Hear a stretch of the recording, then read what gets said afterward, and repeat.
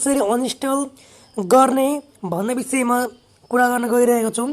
सुरुमा आफूलाई मन नपरेका एप्सहरू अनइन्स्टल गर्नको लागि सुरुमा सेटिङमा जानुपर्छ। सेटिङमा गइसके पछाडि हामी सबैभन्दा मुनि यहाँ जुन एप्स छ यो एप्समा हामीले क्लिक गर्नुपर्ने हुन्छ।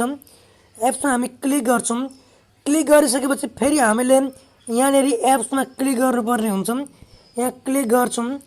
क्लिक गरिसके पछाडि यो खुल्छ। क्लिक गरिसकेपछि यो खुल्छ अनि आफूलाई जुन एप मन पर्दैन, जस्तै मलाई यो गेम मन परिरहेको छैन, यो पनि एउटा एपै हो, यसलाई अनइन्स्टल गर्नको लागि हामीले यहाँनिर अनइन्स्टल छ, अनइन्स्टल बटनमा यसरी थिचेपछि यो अनइन्स्टल हुन्छ। त्यसै गरी अब फेरि अर्को हामीलाई कुन मन परेको छैन एप्स, त्यो एप्सलाई अनइन्स्टल गर्नको लागि सुरुमा यहाँनिर जानुपर्छ। जस्तै मलाई एउटा एप्स अनइन्स्टल गर्न मन लागिरहेछ, त्यो एप्स भनेको चाहिँ नि यहाँनिर यो रियल पियानो भन्ने अनइन्स्टल गर्नको लागि थिच्ने, ओके गर्ने।